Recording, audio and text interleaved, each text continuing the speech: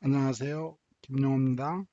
위성사진으로 본 성경지도 공부해 오신 것을 환영합니다. 우리는 지난번에 예수님께서 겟세마네 동산에서 붙잡히시고 이제 대제사장의 집에 끌려오셨다고 배웠습니다. 대제사장의 집은 이곳 8번으로 표시되어 있는데요. 이곳이나 이곳으로 생각되고 있습니다. 그래서 이제 계속 더 공부하기 전에 먼저 지도에 9-9를 보면 말씀드린 대로 여기는 280m의 거리입니다. 이게 280m의 거리이기 때문에 예루살렘 자체가 그렇게 큰 도시가 아닌 것을 기억하시고, 또 그렇기 때문에 서로 간의 거리가 결국에 200m, 300m, 겟세마네까지 400m 이런 식 3, 400m 이런 식으로 가까운 거리를 기억할 때 보통 걸어서 30분 내지 20분, 그렇지 않으면 아무리 멀어도 1시간 이내에 다 갈 수 있는 거리라는 것을 기억할 때 예수님의 목요일 날 저녁 그리고 금요일 날 새벽까지의 재판의 과정이 이해가 더 쉽게 되겠습니다. 그리고 또 한 가지 기억할 것은 유대인의 법, 유대인의 산헤드린 공회라고 하는데요.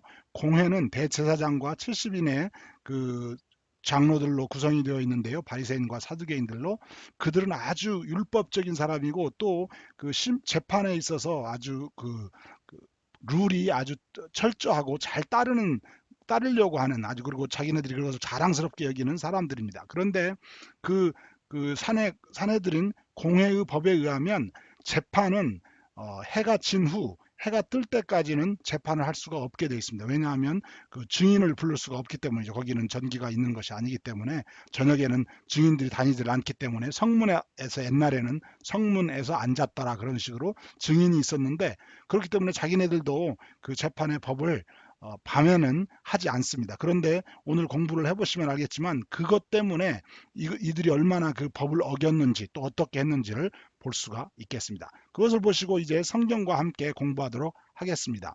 지난번에 요한복음 18장 12절에서 13절을 보시면서 예수님께서 이제 군대와 천부장과 유대인들이 예수를 잡아 결박하고 이제 먼저 안나스에게로 끌고 왔다고 말하고 있습니다. 그런데 안나스는 그의 대제사장인 가야바의 장인이라고 말하고 있습니다. 그러니까 안나스가 먼저 됐고 그 다음에 가야바가 그 다음에 대제사장이 되었습니다. 원래는 대제사장은 죽은 다음에만 그 자리를 넘겨주는 것이지만, 로마가 지배할 때는 아주 타락했기 때문에 로마의 권력에 잘 보이는 사람이 결국에 대제사장이 되고, 원래 안나스가 대제사장이었는데 너무 악하고 너무 욕심 많고 그렇기 때문에 또 잘하지 못하였기 때문에 결국에 로마가 이게 다른 사람으로 바꾸려고 하는데, 어떻게 해서 그래도 자기 사위인 가야바에게 넘겨주게 됩니다. 그래서 그 둘이를 대제사장들이라고 예수님 당시에 말하고 있습니다. 그렇기 때문에 결국에 안나스에 갔다는 것은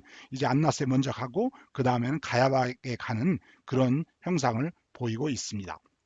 그래서 가야바의 장인인데 거기에서 요한복음 18장 24절을 보면 이제 안나스가 먼저 아주 짧은 프릴리미너리 심판을 합니다. 그게 예비 심판이라고 할 수가 있죠. 그래서 예비 심판을 한 다음에 지금 현재 상황이 어떻게 되어 있냐면은, 예수님께서 여기에 잡혔을 때가 밤 1시에서 2시 정도로 되고 있습니다. 이제 이 사람들은 유다에 처음에 연락을 받고 군대를 보내고, 자기네들은 군대를 보내고 바로 또 이제 아마 밤에 그게 9시 정도 됐겠죠. 9시나 그때 유다가 와서 이제 예수님 어디 있는지를 알려주겠다, 가자. 그러니까 자기네들은 군대를 보내고, 군대를 보내면서 또 아마 본디오 총 빌라도에게 말을 했을 겁니다. 그때가 잠자기 전이니까 본디도 빌라도에게 이제 내일 오면 우리는 너의 뜰에 들어가기를 원치 않은, 왜냐하면 안식일을 범하는 것이기 때문에 뜰에 들어가기를 원치 않으니까 내일 새벽에 재판을 하자, 뭐 이런 것에 어레인지를 다 하고, 이제 또 70명의 공회원들을 불러야 됩니다. 왜냐하면 다들 흩어져 살기 때문에 그 시간에 올 줄 몰랐기 때문에 70명의 공회원들을 다, 사람들을 보내서 이제 이 동네에서 전부 다 부르는 것이죠. 이 지역에 살기 때문에 부르고, 그럴 때 이제 잡아가지고 오니까 그게 1시에서 2시인데, 이제 잡아가지고 왔으니까 드디어는 다 잡혀왔다, 이제 와라. 그러니까 이제 전부 연락을 보낸 거죠. 그리고 밤중에 이제 사람들이 모이기 시작하니까 아마 안나스가 1차로 심판을 하게 됩니다. 그리고 안나스가 거기서 심판을 한 다음에 이제 거기에서 안나스가 마태복음 26장 57절을 보면 예수를 잡은 자들이 끌고 안나스 다음에 가야바게로. 근데 이제 마태복음은 그것을 안나스를 생략하고, 왜냐하면 장인과 사유의 관계이기 때문에 아마 생략했다고 볼 수 있고, 그냥 요점으로 바로 들어간 거죠. 본 심판은 가야바이기 때문에 예수를 잡은 자들이 끌고 대제사장 가야바이로 가니 거기 서기관과 장로들이 모였더라. 이제 벌써 이제 모이기 시작해 있습니다. 그래서 그들은 이제 거기에서 예수님을 심판하는데, 예수님께서 이제 여러 가지로 말씀을 안 하시니까 이제 마지막으로 가야바가, 대제사장인 가야바가 뭐라고 말하냐면, 이제 내가 너로 살아계신 하나님께 맹세하게 하느니, 이제 그러면서 드디어 이제 예수님께 맹세를 시킵니다. 그것은 곧 대답을 해야 되는 것이죠. 네가 하나님의 아들 그리스도인지 우리에게 말하라. 즉, Are you the Christ, the Son of God? 너는 하나님의 아들이냐? 그리고 그리스도이냐? 이렇게 말하라고 하니까 그게 예수님이 하고 싶었던 말이거든요. 예수님은 분명히 죽기 전에 당신이 누구인지를 분명히 밝힙니다. 왜 평소에 살아계실 때 자기가 그리스도라고 잘 밝히지 않았냐면, 사마리아 여인에게는 밝혔죠. 수가성의 여인에게는. 왜냐하면 처음에 제가 그때 말씀드린 대로 그때는 그 단 둘이 있기 때문에 무슨 그 사람한테 말한다고 해서 그 사람이 가서 무슨 고소하고 그럴 건 아니기 때문에 말했지만, 보통 사람들은 그 심지어 요한이 당신이 오실 그니까 그럴 때도 예수님은 그 이런 표적들을 말씀해 주시지 내가 그리스도다 이렇게 말씀을 안 씁니다. 다만 제자들에게 또 가르치실 때에도 이제 가이사라 빌립보에서 드디어 이제 제자들이 주는 그리스도시요 살아계신 하나님의 아들이다 그럴 때 그걸 인정하죠. 즉 예수님의 입으로는 이 내가 그리스도라는 말을 안 씁니다. 안 한 이유 중에 하나가 뭐냐면, 그리스도라 하면 기름 부음 받은 자다, 즉 왕이다 그런 뜻이거든요. 왕이라고 그러면 만약에 바리새인들이 들으면 바로 잡아가지고 로마에 알려주면 됩니다. 왜냐하면 그러면 그것은 그 트리즌, 인서렉셔니스트라고 해서 나라를 배반하는, 로마가 정한 왕 이외의 왕은 허락을 않거든요. 로마는 그것이 제일로 로마가 싫어하는 죄 중에 하나인데 뭐냐면 반란을 일으킨 겁니다. 그렇기 때문에 바리새인들은 그냥 두말할 것 없이 예수님을 그냥 가서 고소하면 되거든요.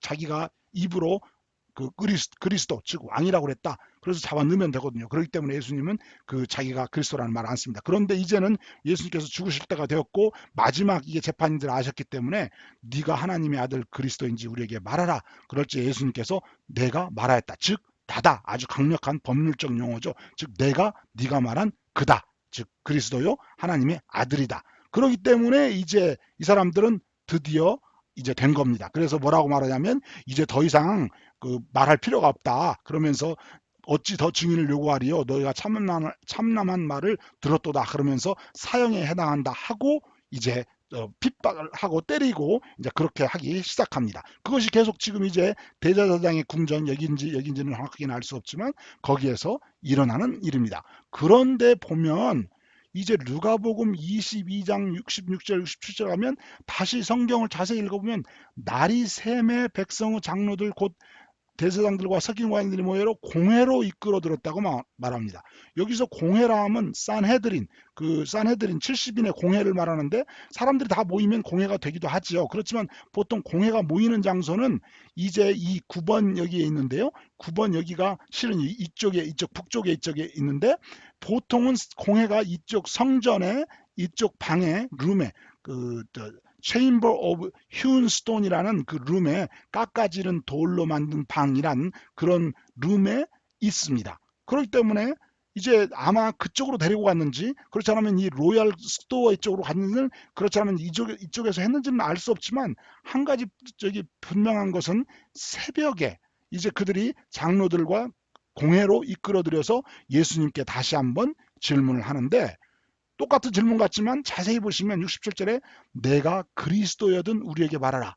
이것만 질문합니다. 여기서 Son of God이라는 말을 안 씁니다. 하나님의 아들 그리스도냐라고 묻지 않고 이제 이미 그 전심판 가야바 깜깜 그 새벽에, 아직 새벽이 되기 전에 날이 새기 전에 가야바 집에서 했을 때는 Are you the Son of God, Christ the Son of God? 나는 그리스도고 하나님의 아들이냐? 그럴 때 예수님이 나다 그랬는데 이제 다시 새벽에 재판할 때 날이 새자마자, 왜냐하면 아까 제가 잠깐 말씀드린 대로 이 사람들은 자기네들도 알아요. 자기네들이 너무나 법을 어기고 있다는 것을, 자기들 스스로의 그 프로시저를 어기고 있다는 걸 알기 때문에 본디오 빌라도를 데려갈 때 우리는 우리의 룰을 따랐다는 걸 말하기 위해서 날이 새서 다시 한번 재판을 짧게 하는데, 이제 그때 다시 물어봅니다. 네가 그리스도여든, 즉 그리스도라고 말하면 왕이라는 말이니까 그것만으로도 고소 요건이 되거든요. 하나님의 아들이라는 말은 할 필요가 여기서 없거든요. 그런데 예수님께서 뭐라고 하냐면 너희가 믿지 아니할 것이요 내가 대답지 아니할 것이라고 하니까, 그러니까 이제 계속 물어보다 안 되니까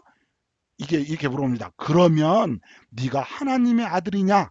이제 어쩔 수 없이 예수님이 원하는 질문을 하게 됩니다. 즉 네가 하나님의 아들이고 그리스도냐? 그러니까 예수님이 너희가 말과 같이 내가 그니라. 그러니까 이제 진짜로 이제 어찌 더 증거를 요구하리요? 우리가 친히 그 입에서 들어노다 해가지고 이제 그들이 예수님을 끌고 이제 결박하여 이제 예수를 빌라도에게로 끌고 갑니다. 그것이 마가복음 15장에 보면 제사장들이 즉시 장로들과 은환하고 공회로 더불어 빌라도에게 넘겨주니, 그래서 이제 유대인의 재판이 세 번 있었습니다. 안나스에게서 심플한 아주 기초 재판이 있었고, 가야바 집에서 그 진짜 재판이 있었는데 그것은 너무 밤중이었기 때문에 다시 한번 가야바의 집이사나 그렇지 않으면 이곳 9번에 이 원래 공회가 모이는 장소에서 이제 70명이 모이고 날이 새자마자 하는 거 해서 총 3번의 재판이 있게 됩니다. 그것을 이제 표시해 보면 여기서 한 번 있고요. 그 다음에 2번 있고요. 그 다음에 여기에서 3번, 이렇게 해서 3번의 재판을 하게 되는 것입니다. 그 다음에 이제 그 3번의 재판을 한 다음에 이제는 다시 로마 앞에서, 이방인 앞에서의 3번의 재판이 있게 됩니다. 그게 어디냐면 이제 마태복음 27장 2절에 보면 총독 빌라도에게 넘겨주니라 그랬습니다. 그 다음에 이제 빌라도 그 이후에 이제 그 사이에 이제 유다가 그것을 보고 이제 자살하는 장면이 나오죠. 물론 그 전에 가야바 때 이제 베드로가 또 예수님을 부인하는 장면이 나옵니다. 그런 것은 나중에 또 기회가 되면 자세히 공부하는 시간을 갖도록 하겠습니다. 그동안에 이제 빌라도에게 가서 재판을 하는데, 빌라도가 보니까 이제 누가복음 23장 4절에 보면 처음에 재판을 하고 내가 보니 이 사람에게는 죄가 없다 하니까 여러 말로 사람들이 압니다, 죽여야 됩니다, 막 백성을 소동케 합니다, 막 이러니까 빌라도가 또 이렇게 여러 가지로 이제 자기 빠져나갈 구멍을 생각하는데 갈릴리 사람이라는 것을 듣게 됩니다. 그런데 갈릴리 사람은 우리가 처음에 그 공부를 해봤지만 갈릴리와 그 저기 베레아 지역은 헤롯 안티파스의 그 관할 지역이고, 그 빌라도는 이곳 지금 예루살렘과 유대의 관할입니다. 자기가 그 총독이죠. 그렇기 때문에 그 소리를 딱 들으니까 무슨 생각이 나냐면, 그러면 이 사람이 그 갈릴리 사람이라면 지금 마침 이거 명절이기 때문에 헤롯도 당연히 헤롯 안티파스도 이제 와 있습니다. 그렇기 때문에 당연히 이제 본디오 빌라도는 어디에 있는지 정확히 모르지만 이게 여기라고 생각이 됩니다. 그렇지 않으면 이제 여기라고 생각되고 또다시 성적 북쪽의 안토니아 요새라고도 생각이 되는데, 이제 저희가 보기에는 총독 관저 이곳 12번으로 여기 책에서는 표시가 되어 있습니다. 물론 비아 돌로로사는 지금 이스라엘에 있는 그 예루살렘에 있는 비아 돌로로사는 이런 여기 안토니아 요새부터 시작해서 예수님이 비아 돌로로사 고난의 길, 그래서 골고로도로 가는 여러 가지 그 여정을 이제 표시하고 있는, 그것을 지금도 행진도 하고 이제 십자가를 끌고 행진도 하고 많이 그러죠. 그러는데 이제 여러 가지를 보면 아마 여기 그 브라이도리움이라는 곳이 여기라고 생각이 됩니다. 어찌하든지 간에 이제 그는 여기에서 처음에 재판을 하고,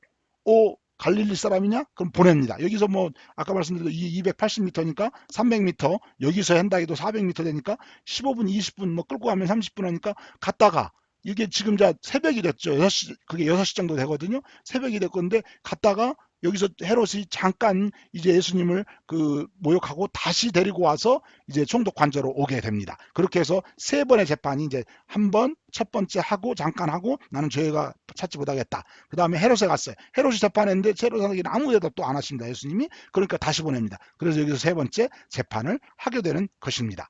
그래가지고 아까 말씀드린 대로 여기 잠깐 보면 여기 안토니아 요새가 이쪽에 있죠. 그러든가 내가 6시부터 갔다가 7시 오면 7시 반 뭐 이런 식으로 될 수 있겠죠. 그래가지고 하는 것이 이제 빌라도가 묻고 갈릴리 사람이나 해서 예루살렘 보내는 거죠. 그 다음에 헤롯이 그 군병들과 함께 예수를 엽심여기며 희롱하고 다시 도로 보냅니다, 빌라도에게. 잠깐 말씀드렸죠. 헤롯과 빌라도가 이제 전에는 원수였으나 서로 친구가 되니라. 그래서 이제 빌라도가 다시 대제사장들과 관원과 백성들을 모으고 심판을 하는데, 요한복음 19장 13절에 보면 이제 박석, 히브리 말로 가바다라는 곳에서 재판석에 앉았는데 어떻게 되냐면 이날은 6월절 예비요일 제6시라. 이것은 지금 요한복음이죠. 요한복음은 그 유대의 6시를 따르는 게 아니라 저기 그 로마의 6시를 따릅니다. 그것은 뭔 말이냐면 지금 아침 새벽 6시라는 거죠.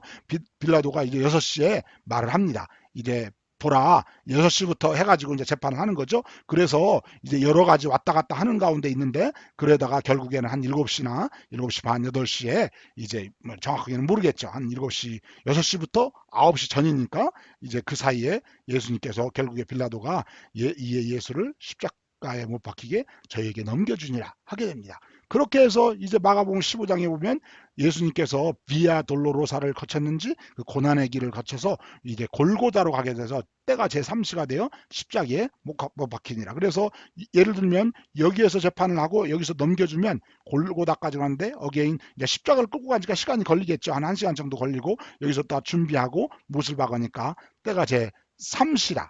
여기가 3시라고 그랬죠. 3시라는 것은 이건 마가복음이기 때문에 유대 시간입니다. 그러므로 아침 9시가 되는 거죠. 그래서 아침 9시에 십자가에 못 박히시게 됩니다. 그래서 이 십자가에 못 박히신 아침 9시부터 무슨 일이 있었는지는 다음에 계속 공부하도록 하고, 잠깐 여기에 성전의 자리에 그 유대인들이 어떻게 했었는지를 보도록, 공회는 어떻게 모였었는지를 잠깐 보도록 하겠습니다. 아까 말씀드린 대로 여기가 이제 서쪽입니다. 여기가 성전이고 동쪽으로 들어가서 성소와 지성소가 있죠. 이쪽이 서쪽이고 동고벽이 이쪽에 있다고 그랬죠. 이쪽에 감람산이 있고 이게 솔로몬의 행각이고요. 이게 로얄 스토어라고 그러는데 여기가 말한 사내들의 공회 모임장소 Chambers of Hewn Stone, 깎아지른 돌로 만든 동네, 뭐 그런 뜻입니다. 이 그림은 템플 institute.org라는 곳에서 왔습니다. 그러면 다음에는 이제 예수님이 그 십자가에 못 박히신 후의 일들을 공부하도록 하겠습니다. 감사합니다.